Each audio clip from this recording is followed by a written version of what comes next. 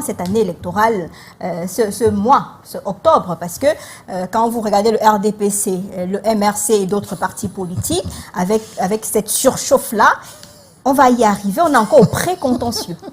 Ça s'annonce très difficile, Lille. Et je pense que le souhait de tout Camerounais serait que le Cameroun, n'est-ce pas, organise des élections apaisées, des élections transparentes, acceptées par tous. On n'a pas besoin que le Cameroun soit aussi un pays qui sombre dans la violence et la guerre au moment où il doit choisir, n'est-ce pas, ses dirigeants. Mais tel que c'est annoncé aujourd'hui, on voit qu'il y a les grégarités, n'est-ce pas, dans chaque camp.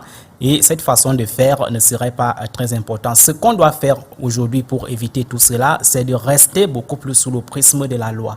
La loi demande à Elecam de publier, n'est-ce pas, le fichier national. Il faudrait que Elecam, pour apaiser les tensions des acteurs politiques dans le champ politique, procède à cette publication. Je pense qu'il en a fait une promesse et il serait très important qu'il tienne cette promesse-là dans l'optique d'apaiser les uns et les autres. Quant à ce qui concerne la modalité de publication de cette liste nationale, je pense que c'est un épiphénomène aujourd'hui. Pourquoi? Parce qu'en réalité, nous sommes aujourd'hui dans un contexte marqué par les réseaux sociaux aujourd'hui. Quel que soit l'endroit où ce fichier sera publié, il sera, n'est-ce pas, en contact public avec n'importe quel citoyen aujourd'hui. La deuxième chose, c'est quoi? C'est que le Cameroun est aujourd'hui orienté vers ce qu'on appelle le processus de décentralisation, d'accord? On peut décentraliser la publication de ces fichiers-là sans que ça ne puisse causer aucun problème. Donc moi, je pense qu'en réalité, on ne doit pas trop s'appesantir sur des choses qui ne permettent pas que le débat avance et qui ne permettent pas que les choses se résolvent sur le terrain. Pour le reste, il serait très important, mais alors très important, qu'on reste sous l'esprit de la loi, parce qu'il n'y a que la loi qui va, n'est-ce pas, ici,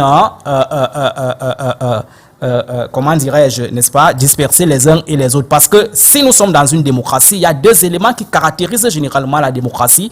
L'isonomie, l'égalité de tous les citoyens devant la loi, mais aussi et surtout l'isocratie, l'égalité de tous les citoyens devant le pouvoir. C'est de ça qu'il est question aujourd'hui. On voit donc qu'aujourd'hui, ces deux principes-là sont querellables du point de vue, n'est-ce pas, des réalités que nous vivons sur le terrain. On doit donner la licéité à tous les Camerounais, d'avoir l'impression qu'ils sont tous égaux devant la loi, de faire tout ce que la loi leur permet de manière égalitaire, sans distinction, et cela va participer à assainir l'environnement politique et à organiser les élections présidentielles qui semblent être historiques pour cette année. Parce qu'il faut le dire que 2025, contrairement aux autres années, diffère pour des raisons, n'est-ce pas, du contexte, pour des raisons, n'est-ce pas, systémiques et même pour des raisons de transformation de l'environnement politique que nous voyons autour du Cameroun. D'accord. Il y a ce téléspectateur qui